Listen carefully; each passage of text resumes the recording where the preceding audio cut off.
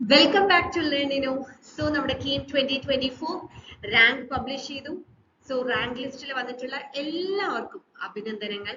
അപ്പോൾ കുറച്ചു പേർക്കെങ്കിലും പ്രതീക്ഷിച്ച റാങ്ക് കിട്ടാതെ വന്നിട്ടുണ്ടാവും. അവർ വിഷമിക്കേണ്ട. നമുക്ക് നോക്കാം ഏത് കോളേജിലാണ് കിട്ടുക എന്നുള്ളത്. അപ്പൊ ഇനി റാങ്ക് വന്ന അവസ്ഥയ്ക്ക് ഇനി നമ്മൾ ചെയ്യേണ്ടത് ഓപ്ഷൻ രജിസ്ട്രേഷന് തയ്യാറെടുക്കുക എന്നുള്ളതാണ്. അപ്പോൾ ഓപ്ഷൻ രജിസ്ട്രേഷൻ ഉടനെ തന്നെ തുടങ്ങും. ഈ ഓപ്ഷൻ രജിസ്ട്രേഷൻ തുടങ്ങുന്നതിന് മുന്നായിട്ട് നമ്മൾ കൊടുക്കേണ്ട ഓപ്ഷൻസ് കൃത്യമായിട്ട് പ്രിപ്പയർ ചെയ്യുക എന്നുള്ളത് വളരെ ഇമ്പോർട്ടന്റ് ആണ്. ഓക്കെ, അപ്പോ ഓപ്ഷൻസ് പ്രിപ്പയർ ചെയ്യുക, ഓപ്ഷൻ രജിസ്ട്രേഷന് വേണ്ടി തയ്യാറെടുക്കുക. അതിനുശേഷം പിന്നെ അലോട്ട്മെന്റുകളാണ്. അലോട്ട്മെന്റുകളെ കുറിച്ചും കൃത്യമായ ഒരു ധാരണ നമുക്ക് ഉണ്ടായിരിക്കണം. അതിനുശേഷം വരുന്ന അഡ്മിഷനെ കുറിച്ചുള്ള ഒരു ധാരണയും വേണം. അപ്പൊ ഓൾറെഡി ഞാൻ ഓപ്ഷൻ രജിസ്ട്രേഷനും അലോട്ട്മെന്റ്സിനെ കുറിച്ചൊക്കെ ഒരു വീഡിയോ ചെയ്തിട്ടുണ്ടായിരുന്നു. കുറച്ചു പേരെങ്കിലും കണ്ടിട്ടുണ്ടാവും, ഇല്ലെങ്കിൽ നിങ്ങൾക്ക് അത് കാണാം. എനിവേ ഞാനത് എന്തായാലും ഈ ഒരു വീഡിയോയിലും ബ്രീഫ് ചെയ്ത് പറയുന്നുണ്ട്. ഓക്കെ, സോ നമുക്ക് ആദ്യത്തെ കാര്യം എന്ന് പറയുന്നത് ഓപ്ഷൻസ് പ്രിപ്പയർ ചെയ്യാന്നുള്ളതാണ്. അതെങ്ങനെ ചെയ്യാമെന്ന് നോക്കാം. ഓക്കെ, സോ ഓപ്ഷൻസ് പ്രിപ്പയർ ചെയ്യാൻ നിങ്ങൾ ആദ്യം ചെയ്യേണ്ടത്, നിങ്ങൾ ഒരു വൈറ്റ് പേപ്പർ എടുക്കുക. എന്നിട്ട് നിങ്ങൾക്ക് ഇൻട്രസ്റ്റ് ഉള്ള കോളേജസും കോഴ്സുകളുടെയും ഒരു ലിസ്റ്റ് നിങ്ങൾ പ്രിപ്പയർ ചെയ്യുക. അതായത് ഒരു കോമ്പിനേഷൻ ആയിട്ട് ഇന്ന കോളേജിൽ ഇന്ന കോഴ്സ് എന്നുള്ള രീതിയിൽ 3 രീതിയിൽ നിങ്ങൾക്ക് ലിസ്റ്റ് പ്രിപ്പയർ ചെയ്യാം. അതാണ് ഞാൻ ഇവിടെ കാണിച്ചിട്ടുള്ളത്. ഓക്കെ, ഫസ്റ്റ് എന്ന് പറഞ്ഞു കഴിഞ്ഞാല് നമുക്കിപ്പോ ഒരു കോളേജിനാണ് നമ്മൾ പ്രിഫറൻസ് കൊടുക്കുന്നതെന്ന് വിചാരിക്കാം. ഫോർ എക്സാമ്പിൾ സി ഹിയർ, ഇതിൽ ഞാൻ ഫസ്റ്റത്തെ ആ ഒരു 3 ലെറ്റേഴ്സ് പറയുന്ന കോളേജിന്റെ കോഡും പിന്നെ എന്നുള്ളത് കോഴ്സിന്റെ കോഡുമാണ് കേട്ടോ. അപ്പൊ ടി വി എന്ന് പറയുന്നത് നമ്മൾ CIT ട്രിവാൻഡ്രമാണ് ഉദ്ദേശിക്കുന്നത്. അപ്പം TCR എന്ന് പറയുന്നത് Thrissur government engineering college, TKM college Kollam, NSS college Palakkad. EC എന്ന് പറഞ്ഞാൽ നിങ്ങൾക്ക് അറിയുണ്ടാവും, electronics and communication engineering, CSE computer science engineering, triple electrical and electronics engineering. അപ്പൊ ആ കോഡാണ് കൊടുത്തിരിക്കുന്നത്.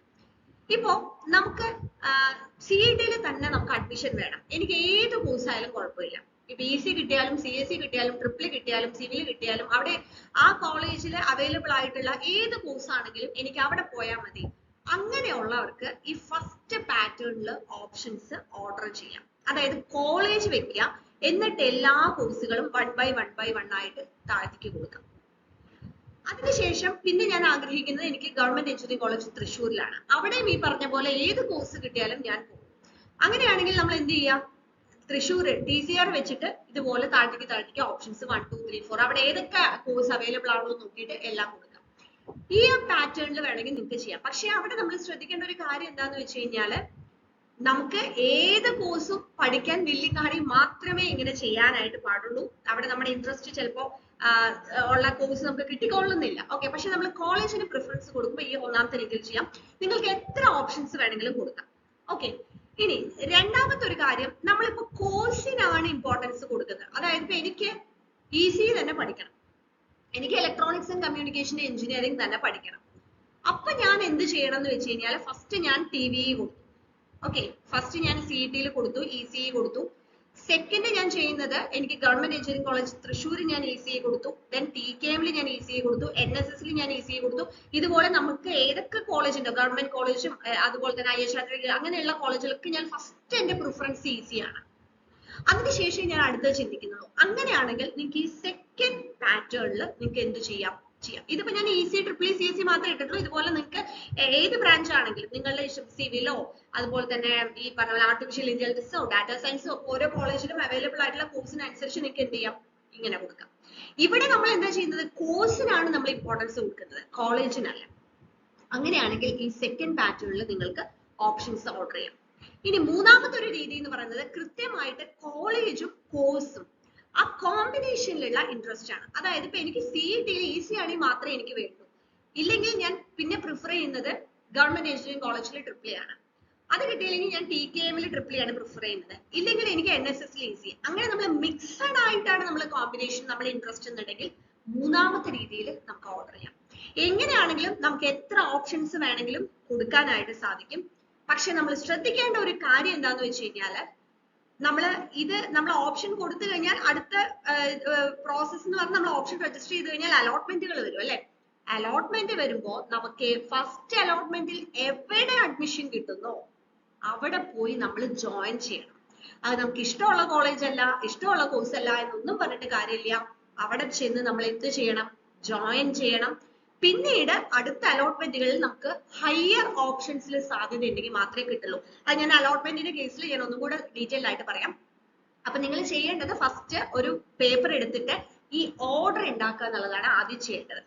അതിനുശേഷം നമ്മൾ ലാസ്റ്റ് റാങ്ക് ഡീറ്റെയിൽസ് കിട്ടും. അതായത് കഴിഞ്ഞ വർഷത്തെ 2023 ഓരോ കോളേജിലും ഓരോ കോഴ്സും എത്ര റാങ്ക് ആണ് ആദ്യത്തെ അലോട്ട്മെന്റിലും രണ്ടാമത്തെ അലോട്ട്മെന്റുകളിലും ഒക്കെ വന്നിട്ടുള്ളത് എന്നുള്ളത് നമുക്ക് ഒഫീഷ്യൽ വെബ്സൈറ്റിൽ കിട്ടും. ഇനി ആർക്കെങ്കിലും അത് വേണമെന്നുണ്ടെങ്കിൽ PDF ആയിട്ട് വേണമെന്നുണ്ടെങ്കിൽ നമ്മൾ ജസ്റ്റ് ഒന്ന് വാട്സ്ആപ്പ് ചെയ്താൽ മതി. അതിനുശേഷം മുകളിലായിട്ട് നമുക്ക് കിട്ടിയ റാങ്ക് എഴുതി വെക്കാം. നമുക്ക് ഇത്ര റാങ്ക് ആണ്, ഇപ്പൊ ഒരു 5800 ആണ് നമ്മുടെ റാങ്ക്, അതിവിടെ എഴുതി വെക്കാം. അത് എഴുതി വെച്ചിട്ട് ഈ നമ്മളിങ്ങനെ ലിസ്റ്റ് ചെയ്തിട്ടുണ്ടല്ലോ, ഓരോന്നിന്റെയും അടുത്ത് ലാസ്റ്റ് റാങ്ക് ഡീറ്റെയിൽസ് നോക്കി, അതായത് CET-യിൽ EC കഴിഞ്ഞ വർഷം എത്ര റാങ്ക് ആണ് പോയത് അവിടെ എഴുതി വെക്കാം. അങ്ങനെ നമ്മൾ ഉണ്ടാക്കിയിട്ടുള്ള ലിസ്റ്റിന്റെ കംപ്ലീറ്റ് ലാസ്റ്റ് റാങ്ക് ഡീറ്റെയിൽസ് എഴുതി വെക്കാം. സോ നമുക്കൊരു ഐഡിയ കിട്ടും. നമ്മുടെ റാങ്കും നമ്മൾ എഴുതിയിട്ടുള്ള ലിസ്റ്റിലുള്ള ഓരോ കോളേജ് ആൻഡ് കോമ്പിനേഷനിൽ വന്ന റാങ്കും ഒന്ന് കമ്പയർ ചെയ്യാം. നമുക്ക് എവിടെ കിട്ടാൻ സാധ്യതയുണ്ട് എന്നുള്ളത് അതിനനുസരിച്ച് മനസ്സിലാക്കാൻ പറ്റും. ആ സാധ്യത മനസ്സിലാക്കിക്കൊണ്ട് വീണ്ടും നമുക്ക് വേണമെങ്കിൽ ഇതിന്റെ ഓർഡറുകൾ അങ്ങോട്ടും ഇങ്ങോട്ടും മാറ്റാം. ആദ്യം നമ്മൾ ലിസ്റ്റ് ഉണ്ടാക്കാം, അതിനുശേഷം ഈ ഓർഡറുകൾ അങ്ങോട്ടും ഇങ്ങോട്ടും മാറ്റി നമ്മൾ ഒരു ഫൈനൽ രൂപം ഉണ്ടാക്കാം. അപ്പൊ ഇത് വെച്ച് നമുക്ക് ഏകദേശം ഒരു ഐഡിയ കിട്ടും. ഇപ്പൊ കൃത്യമായിട്ട് കഴിഞ്ഞ വർഷത്തെ ലാസ്റ്റ് റാങ്ക് ഡീറ്റെയിൽസ് അതേപോലെ തന്നെ ഈ പ്രാവശ്യം വരണമെന്ന് ഒരു നിർബന്ധമില്ല. ജസ്റ്റ് ഒരു ഐഡിയ മാത്രമാണ്. കാരണം കുട്ടികളുടെ ഇൻട്രസ്റ്റുകൾ മാറാം. ഇപ്പൊ കഴിഞ്ഞ വർഷം കൂടുതൽ പേര് കമ്പ്യൂട്ടർ സയൻസ് എഞ്ചിനീയറിംഗ് തെരഞ്ഞെടുത്തു എന്നുണ്ടെങ്കിൽ ഇപ്രാവശ്യം ചിലപ്പോൾ ഈസി ആയിരിക്കാം, അല്ലെങ്കിൽ മറ്റൊരു ബ്രാഞ്ച് ആയിരിക്കാം. ഓക്കെ, കഴിഞ്ഞ വർഷം ഇപ്പൊ top rank first computer science and engineering ആണ് വന്നിട്ടുള്ളത്. ഏറ്റവും കൂടുതൽ കുട്ടികൾ ഇൻട്രസ്റ്റ് കാണിച്ചിട്ടുള്ളത് ആ കോഴ്സിലാണ്. പക്ഷെ ഈ പ്രാവശ്യം അത് മാറാം. അപ്പൊ അതിനനുസരിച്ച് ലാസ്റ്റ് റാങ്ക് ഡീറ്റെയിൽസ് മാറും. പക്ഷെ എന്നാലും നമുക്ക് ഏകദേശം ഒരു ഐഡിയ ഉണ്ടായിരിക്കും. ഓക്കെ, അപ്പൊ ഇത്രയും കാര്യമാണ് നമ്മൾ ഓപ്ഷൻ പ്രിപ്പറേഷനിൽ ചെയ്യേണ്ടത്. അങ്ങനെ നമ്മൾ ഉണ്ടാക്കി വെച്ചിട്ടുള്ള ലിസ്റ്റ് ആയിരിക്കണം നമ്മൾ ഓപ്ഷൻ രജിസ്ട്രേഷൻ സ്റ്റാർട്ട് ചെയ്ത് കഴിഞ്ഞാൽ നമ്മൾ കൊടുക്കേണ്ടത്. സോ ഓപ്ഷൻ രജിസ്ട്രേഷനുള്ള നോട്ടിഫിക്കേഷൻ വന്നിട്ട് ഇതൊക്കെ ചെയ്യാമെന്ന് പറഞ്ഞാൽ നിങ്ങൾ കാത്തിരിക്കരുത്. കാരണം നിങ്ങൾ ഇങ്ങനെ ലിസ്റ്റ് ഉണ്ടാക്കി കഴിഞ്ഞാൽ നിങ്ങൾക്ക് തന്നെ പല ഡൗട്ട്സ് ഉണ്ടാവും, പല കൺഫ്യൂഷൻസ് ഉണ്ടാവും.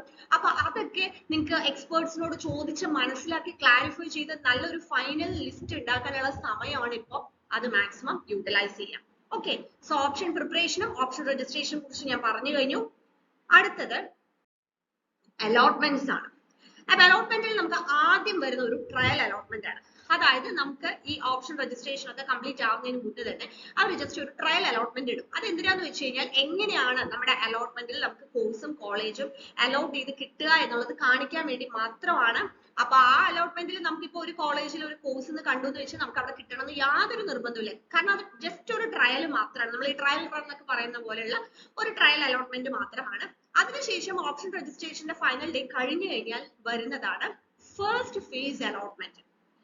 ഈ ഫസ്റ്റ് ഫേസ് അലോട്ട്മെന്റിൽ നമുക്ക് ഏത് കോളേജ് ആണ് കിട്ടിയത്, ആ കോളേജിൽ നമുക്ക് കിട്ടിയ കോഴ്സിന് നമ്മൾ പോയി ജോയിൻ ചെയ്യണം. ഫീസ് അടച്ച് നമ്മൾ പോയി ജോയിൻ ചെയ്യണം. നമുക്ക് ഇഷ്ടമുള്ള കോളേജ് അല്ല, കോഴ്സ് അല്ല എന്ന് പറഞ്ഞ് നമ്മൾ അവിടെ ജോയിൻ ചെയ്യാതിരുന്നാൽ പിന്നെയുള്ള ഒരു അലോട്ട്മെന്റിലും നമ്മളെ പരിഗണിക്കില്ല.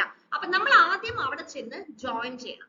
ജോയിൻ ചെയ്തതിന് ശേഷം നമുക്ക് വേണമെങ്കിൽ എന്ത് ചെയ്യാം, ഹയർ ഓപ്ഷൻസ്, അതായത് നമുക്ക് ആ ഫസ്റ്റ് അലോട്ട്മെന്റിൽ എവിടെയെങ്കിലും കിട്ടിക്കഴിഞ്ഞാൽ അതിന്റെ താഴോട്ട് നമ്മൾ കൊടുത്തിട്ടുള്ള ഓപ്ഷൻസ് എല്ലാം തന്നെ ക്യാൻസൽ ആവും. അവിടുന്ന് മുകളിലേക്കുള്ള ഹയർ ഓപ്ഷൻസ് മാത്രമേ പിന്നെ നിലനിൽക്കുള്ളൂ.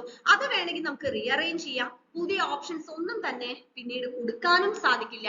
അപ്പൊ ഹയർ ഓപ്ഷൻസിൽ മാത്രമേ നമുക്ക് പിന്നെ വരുന്ന സെക്കൻഡ് അലോട്ട്മെന്റിലും സബ്സിക്വന്റ് അലോട്ട്മെന്റ്സിലും നമുക്ക് സാധ്യതയുള്ളൂ എന്നുള്ള കാര്യം നമ്മൾ മനസ്സിലാക്കണം.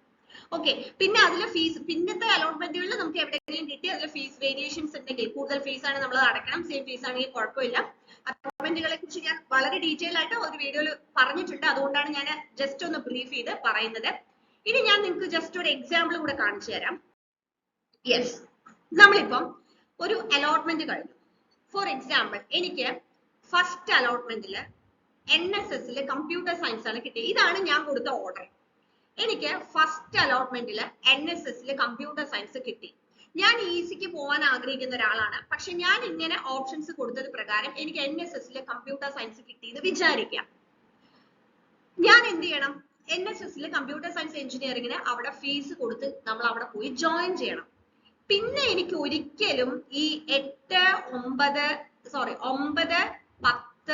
11, 12 ഈ ഓപ്ഷൻസ് കൊടുത്ത് എവിടെയും എനിക്ക് ഇനി കിട്ടില്ല. അവിടെ ഇനി എന്റെ റാങ്ക് വെച്ച് എനിക്ക് സാധ്യത ഉണ്ടെങ്കിൽ പോലും എനിക്ക് കിട്ടില്ല, കാരണം അത് ലോവർ ഓപ്ഷൻസ് ആയി. പിന്നെ എനിക്ക് സാധ്യതയുള്ളത് ഈ ഹയർ ഓപ്ഷൻസ് ആണ്. ഓക്കെ, അടുത്ത അലോട്ട്മെന്റിൽ ഒരുപക്ഷെ പരിഗണിക്കപ്പെടാം. ഇത് നമുക്ക് വേണമെങ്കിൽ ഒന്ന് റീഅറേഞ്ച് ചെയ്യാനുള്ള ഓപ്ഷനും ഉണ്ടാവാം. പക്ഷെ താഴോട്ടുള്ളതിലൊന്നും എനിക്കിനി സാധ്യതയില്ല. ഓക്കെ, ഇനി എനിക്ക് വേണ്ട, എനിക്ക് NSSലെ കമ്പ്യൂട്ടർ സയൻസിൽ ഞാൻ ഓക്കെ ആണ്, ഇനി മുകളിലേക്കുള്ള ഒന്നിനും എനിക്ക് താല്പര്യമില്ല എന്ന് വിചാരിക്കാം. നമ്മൾ എന്ത് ചെയ്യണം? മുകളിലുള്ള ഓപ്ഷൻസ് എല്ലാം ക്യാൻസൽ ചെയ്യണം.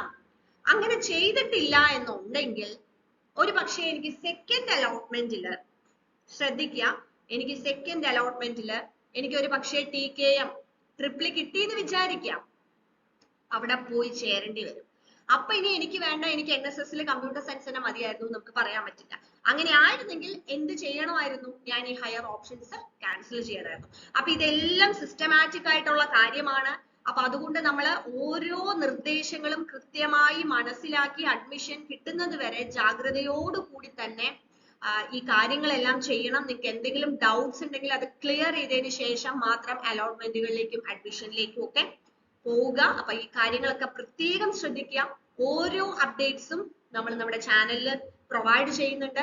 അതുകൊണ്ട് തന്നെ നിങ്ങൾ കൃത്യമായിട്ട് അത് മനസ്സിലാക്കാം. 2024 KTU BTech ജോയിൻ ചെയ്യുന്ന സ്റ്റുഡൻസിന് വേണ്ടി മാത്രമായിട്ട് നമുക്കൊരു വാട്സ്ആപ്പ് ഗ്രൂപ്പ് തന്നെ ഉണ്ട്.